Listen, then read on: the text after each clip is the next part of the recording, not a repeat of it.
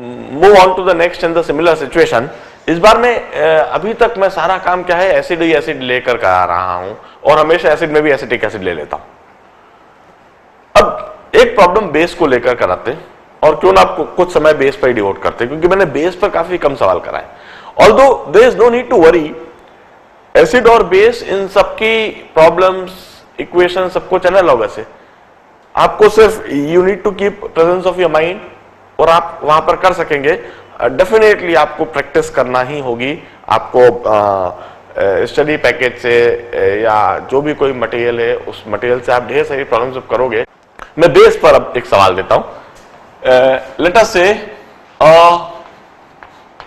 Weak base, कोई weak base है BOH, weak base BOH, its Kb is 10 to the power minus 5, pKb is 5 दिया हुआ है। बिल्कुल वैसे का वैसे सवाल दूंगा। इस बार वीक बेस में स्ट्रॉन्ग एसिड मिलाऊंगा HCl। पहला part 20 ml 0.1 molar BOH is mixed with 80 ml of 0.2 molar HCl. Second part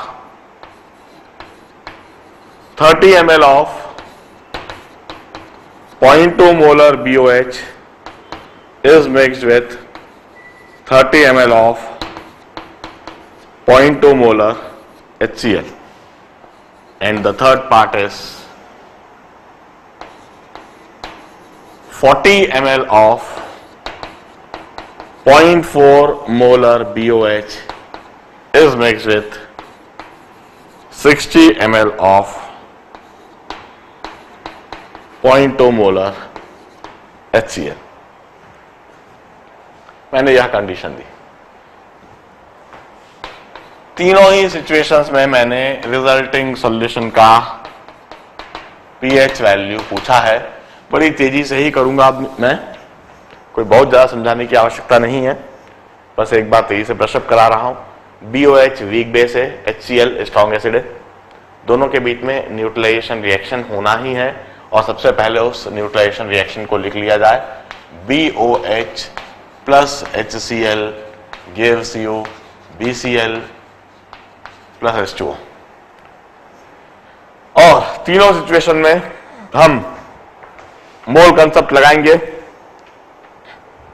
और मोल कंसेप्ट से पहले यह देखेंगे कि क्या बच रहा है।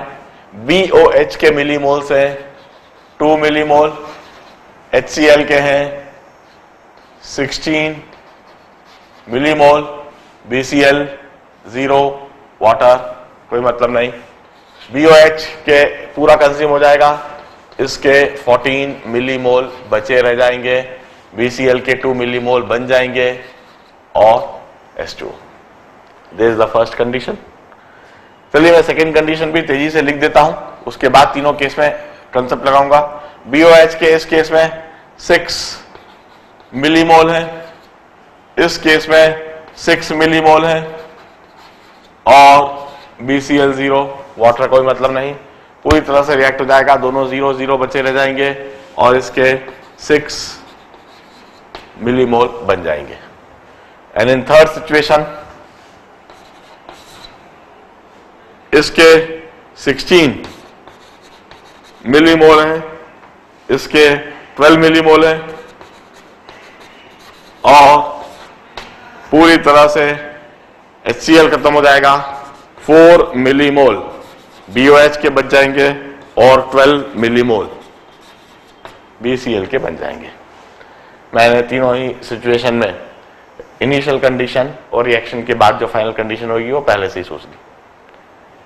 पहला केस देखिए, HCl बच रहा है, स्ट्रॉन्ग एसिड बच रहा है, स्ट्रॉन्ग एसिड HCl बच रहा है, तो सिर्फ एसिड का डिसोसिएशन का कंसेप्ट लगाना होगा और उसी से हमें पीएच वैल्यू निकल जाएगी, डिसोसिएशन ऑफ स्ट्रॉन्ग एसिड। दूसरे केस में न एसिड बचा ना बेस बचा, यहां पर एक सॉल्ट बन रहा है, मगर एक ऐसा सॉल्ट है जो वीक बेस स्ट्रॉन्ग एसिड का है, वीक बेस स्ट्रॉन्ग एसिड से बनने वाला यह सॉल्ट, इसमें सॉल्ट हाइड्रोलिसिस का कंसेप्ट लगेगा और सॉल्ट हाइड्रोलिसिस का फॉर्मूला लगा के इससे पीएच निकालेंगे। तीसरे केस में BOH बच रहा है, वीक बेस बच रहा है। वीक बेस यदि बच रहा है तो वहां दूसरी क्या चीजें वो देखना होगा, उसी वीक बेस का एक स्ट्रॉन्ग एसिडिक सॉल्ट। यहां पर बफर सॉल्यूशन बन रहा है, हेंडरसन इक्वेशन लगाया जाएगा और हेंडरसन इक्वेशन से पीएच या पीओएच वैल्यू डिटरमाइन की जाएगी। मैं एक रफ आइडिया भी इधर लिख देता हूं। रफली यू कैन से, इधर जब एसिड बन रहा है, स्ट्रॉन्ग एसिड बन रहा है, तो इसकी जो पीएच वैल्यू आनी चाहिए वो 1, 2, 3 के रेंज में आएगी। स्ट्रॉन्ग एसिड है इसलिए, स्ट्रॉन्ग एसिड है इसलिए इसकी पीएच वैल्यू 1, 2 या 3 के रेंज में आना चाहिए। यदि मुझे कोई वैल्यू 1, 2 या 3 के रेंज में दिख रही है तो मैं उसे मार्क कर दूंगा, और सिर्फ एक ही ऑल्टरनेट ऑप्शन दिख रहा है। तो एग्जैक्टली कैसे करेंगे अभी बताता हूं। इस केस में पीएच, चूंकि ये स्ट्रॉन्ग एसिड से बना हुआ सॉल्ट है, स्ट्रॉन्ग एसिड से बना हुआ सॉल्ट है, इसलिए ये एसिडिक सॉल्ट होगा, खट्टा सॉल्यूशन बनेगा। इसका पीएच 7 से कम होएगा, वो 7 से हल्का सा कम होएगा। यदि पीएच वैल्यू कोई मुझे 5, 6, 7 के रेंज में दिख रही है, 5, 6, 7 के रेंज में दिख रही है, तो मैं उसे मार्क कर दूंगा। 5, 6, 4, 5, 6 के रेंज में इनफैक्ट दिख रही है तो मैं उसको मार्क कर दूंगा। 7 तो नहीं, 7, 4, 5, 6 के रेंज, मतलब 7 से कम। और इस केस में यह एक बफर सॉल्यूशन है, बेसिक बफर सॉल्यूशन है, इसमें बेस ज्यादा है, तो जो पीएच वैल्यू 7 से हल्की सी ऊपर, 7 और 10 के रेंज में भी दिख रही है, मतलब 7, 8, 9 के रेंज में भी पीएच वैल्यू दिख रही है, तो मैं उसको मार्क कर दूंगा। अब मैं इनको एग्जैक्टली सॉल्व करने का तरीका बताता हूं। केस 1 पहले सॉल्व करता हूं। केस 1 में HCl कंसंट्रेशन लिखना होगा। HCl concentration is 14 millimole upon 100 ml, तो 0.14 and 0.14 molar, and this is H positive ion concentration. तो पीएच वैल्यू जो होगी, pH value is minus log of 0.14, minus log of 0.14 होएगा समथिंग 1.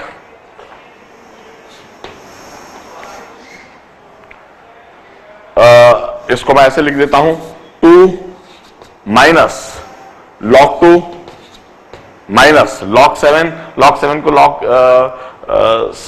6 या लॉग 2 इंटू 3, 0.9 समथिंग, 0.8 समथिंग लिख देता हूं रफली। लॉग 5 होता है 0.7 और लॉग 8 होता है 0.9, तो 0.8 के आसपास मैंने लिख दिया।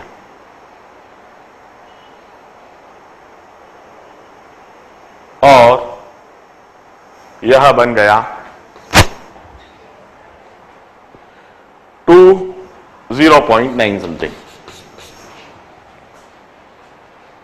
The pH value is 0.9 something, इसके आसपास। pH 1 नियरली 0.1 मोलर के लिए pH 1 होता है, और ये 0.1 मोलर से ज्यादा है तो 1 से हल्का सा कम। This is the pH value, the rough pH value. अब in second case salt hydrolysis का कंसेप्ट लगेगा। BCl है, इसके लिए this salt of weak base strong acid, pH value is given by half of pKw minus pKb minus log C। मैं इसे apply कर देता हूं, हाफ ऑफ 14 माइनस pKb की जगह 5 माइनस log C की जगह concentration is 6/100, 6 millimole upon 30 plus 30, 60, 6/60, that is 0.2, 0.1 याद जाएगा. कॉन्सेंट्रेशन इज 0.1, 6 मिलीमोल BCl है और टोटल वॉल्यूम 60 ml है. Total volume 60 ml. Hence 6 upon 60, that is 0.1. 0.1 is minus 1 plus 1. 15 minus 5, 10, 5. The pH value is 5. pH of the solution is 5.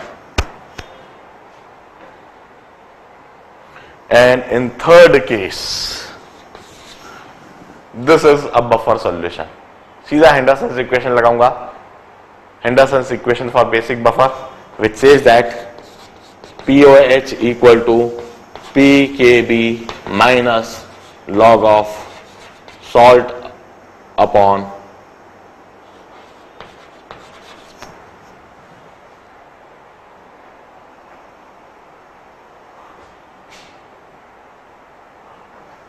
PKB plus log of salt upon base. तो PKB मैंने लिख दिया 5 plus log of salt. Salt की जगह पर मैं लिखूंगा 12 और बेस की जगह पर 4.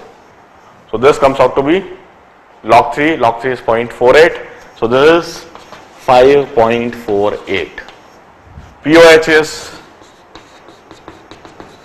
5.48. So pH value is 8.52.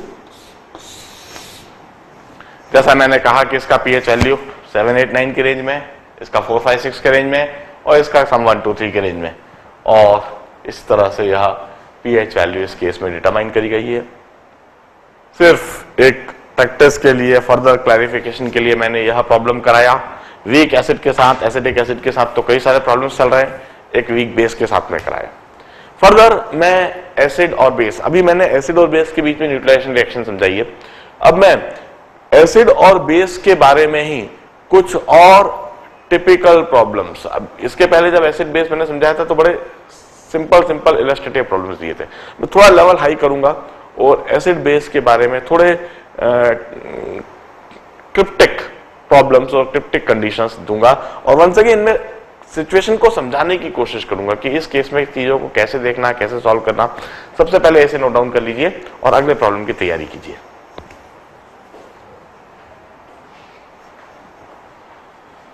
अब चलिए अब आगे बढ़ते हैं. मैं अगला एक प्रॉब्लम कराता हूं.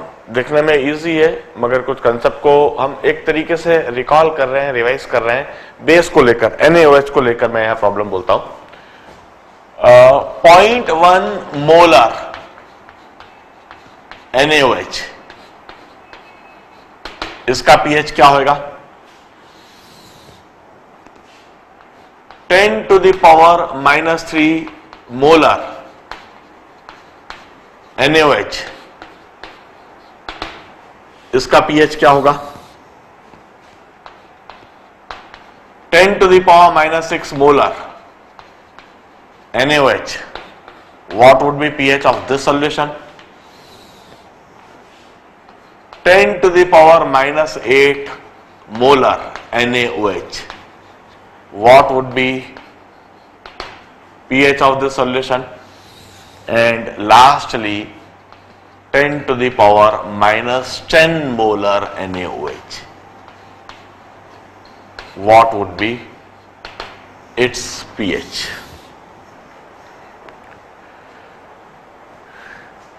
आसान सा सवाल है. एक तरीके से हमने जो dissociation of the behaviour of acid और बेस समझा है उसी को एक बार रिवाइज करवा रहा हूं बस तेजी से, और किसी भी तरह का मिसकंसेप्शन है तो उसको बाहर करवा रहा हूं. 0.1 molar NaOH. We always know that NaOH is a strong base. It would be completely dissociated. 0.1 molar NaOH, जिसमें NaOH का काफी अच्छा कंसंट्रेशन है, इसमें हाइड्रोक्सिल आयन कंसंट्रेशन भी 0.1 मोलर होएगा और इसकी POH वैल्यू 1 होगी, pH वैल्यू 13 होगी. आई होप किसी को भी कोई डाउट नहीं है इसमें. 10 to the power -3 molar NaOH में भी कोई डाउट नहीं आना चाहिए, इधर भी NaOH स्ट्रॉन्ग बेस है और 10 to the power -3 मोलर भी एक अच्छा खासा कंसंट्रेशन है। इस केस में भी हम कहेंगे NaOH पूरी तरह से डिसोसिएट होके hydroxyl ion concentration 10 to the power -3 दे देगा। इसमें भी pOH वैल्यू जो है वह 3 रहेगी और pH वैल्यू 11 हो जाएगी। आई होप इसमें भी किसी को कोई डाउट नहीं है। ना 10 to the power -6 molar NaOH, इसके बारे में क्या कहोगे? अब देखिए इधर NaOH का कंसंट्रेशन कम होता जा रहा है। इधर 1 लीटर में मैंने 0.1 मोल NaOH डाले थे, इधर 1 लीटर में मैंने 10 to the power -3 moles NaOH डाले और इधर 1 लीटर में मैंने 10 to the power -6 molar NaOH डाले। रिकॉल कीजिए HCl के लिए मैं ऐसा प्रॉब्लम करवा चुका हूं और मैंने वहां पर समझाया है कि ये जो 10 to the power -6 मोलर है यह भी अच्छा खासा कंसंट्रेशन होता है। इस केस में भी NaOH से आने वाले hydroxyl ion 10 to the power -6 molar हैं और ये अच्छा खासा कंसंट्रेशन है हाइड्रोक्सिल आयन का। ये वहां पर किसी भी दूसरे इलेक्ट्रोलाइट की प्रेजेंस को डोमिनेट नहीं करने देगा, वाटर की प्रेजेंस को डोमिनेट नहीं करने देगा। इस केस में भी हमें वाटर या वाटर से आने वाले H पॉजिटिव और OH नेगेटिव को अकाउंट करने की आवश्यकता नहीं है। इस केस में भी हाइड्रोक्सिल आयन को सिर्फ हम NaOH से आता हुआ ही सोचें और hydroxyl ion concentration 10 to the power -6 कहते हुए pOH वैल्यू 6 कहें और इस pOH वैल्यू 6 कहकर pH value 8।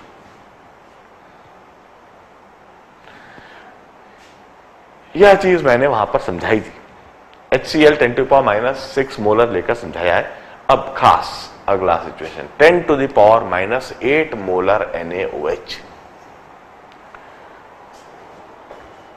NaOH, although it's a very strong base, NaOH very strong base है जरूर, मगर इस सिचुएशन में NaOH का जो कंसंट्रेशन लिया गया है that is 10 to the power -8, this is a very small concentration of NaOH. This is a very diluted NaOH solution.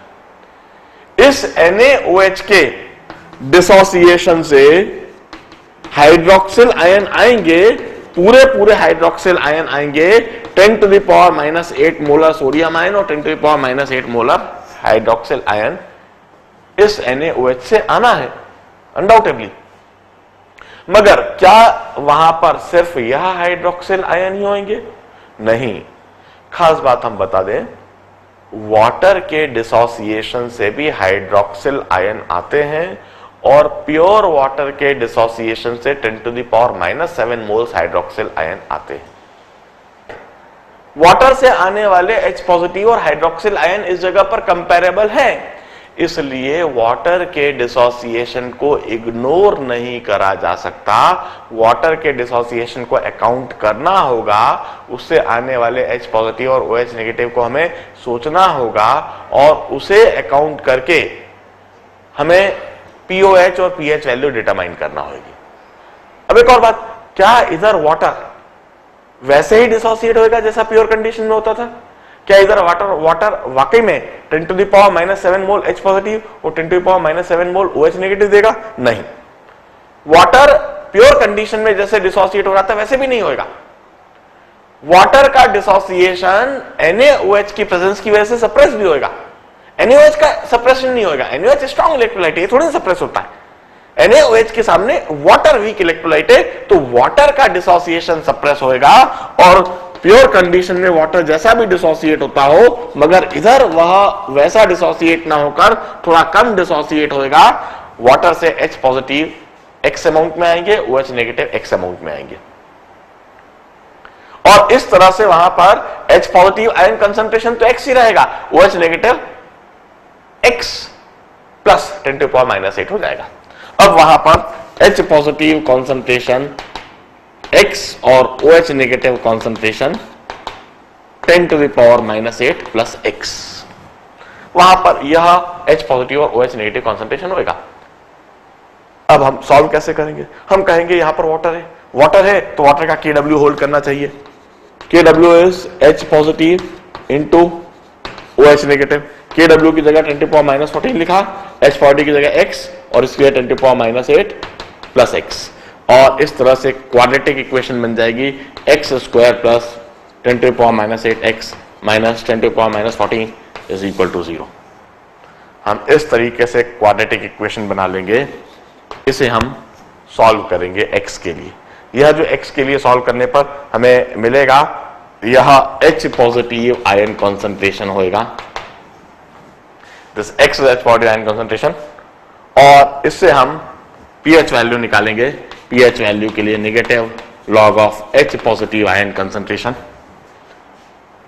और यह जो pH वैल्यू आएगी ये get it in the range of 7.04 something. It's slightly greater than 7, greater than 7। कई बार misconception ऐसा हो जाता है कि हम POH 8 लिख देते और pH 6 लिख देते। हम पहले की ही तरह सोचने लगे तो POH हाइड्रोक्सिल आयन कंसंट्रेशन लिख देंगे 10 टू पावर माइनस 8, POH लिख देंगे 8 और pH लिख देंगे 6 और उसको एसिडिक सॉल्यूशन बोल देंगे, which is totally a wrong answer. This is the correct way of dealing the situation. NaOH का डिसोसिएशन देखा, वाटर का डिसोसिएशन देखा, दोनों में कॉमन आयन इफेक्ट से सोचा, H पॉजिटिव और OH नेगेटिव फाइनली इस तरह से लिखा। वाटर की जो KW डेफिनेशन है, KW जो वैल्यू है वह डेफिनेशन को अप्लाई करा, क्वाड्रेटिक इक्वेशन बनाई, क्वाड्रेटिक इक्वेशन को सॉल्व करेंगे और क्वाड्रेटिक इक्वेशन को सॉल्व करके H पॉजिटिव आयन कंसंट्रेशन आपको जो आएगा that would be something like 9 into 10 to the power minus 8, something like that, 9 into 10 to the power minus 8 something इस तरह से आएगा।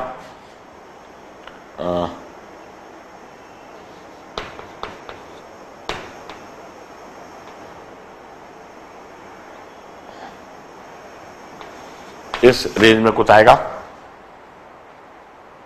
और फिर pH वैल्यू निकालने के लिए नेगेटिव लॉग लिया जो कि आएगा 7.04 something like that, slightly greater than 7।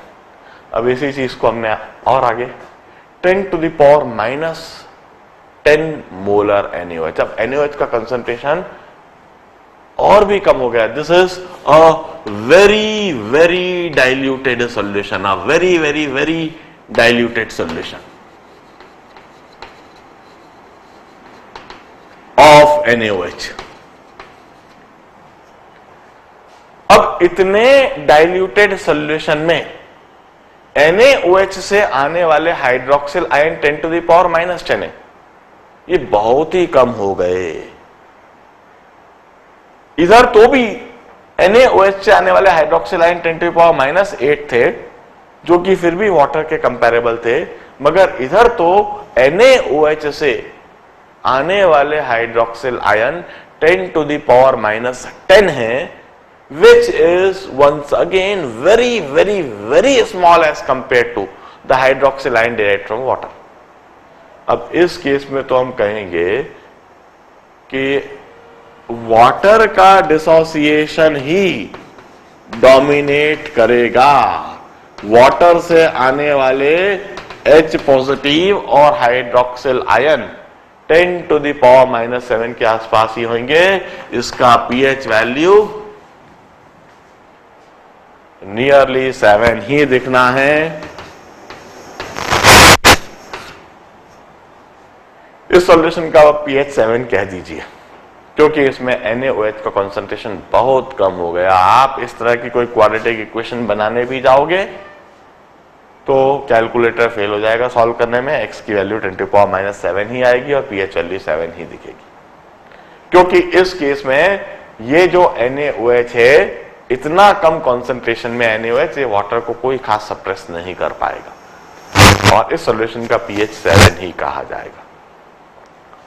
बड़े ध्यान से इस पूरी सिचुएशन को देखिए, और हमने HCl के लिए सिचुएशन बताई थी, उसको रिपीट भी कराया, रिवाइज भी कराया, बेस को लेकर भी समझाया, और इस कंसेप्ट को हमेशा के लिए दिमाग में बैठाइए। मैं इसके बाद अगला एक और प्रॉब्लम कराऊंगा एसिड और बेस को लेकर, इसी को समझाने को लेकर, प्लीज नोट इट डाउन।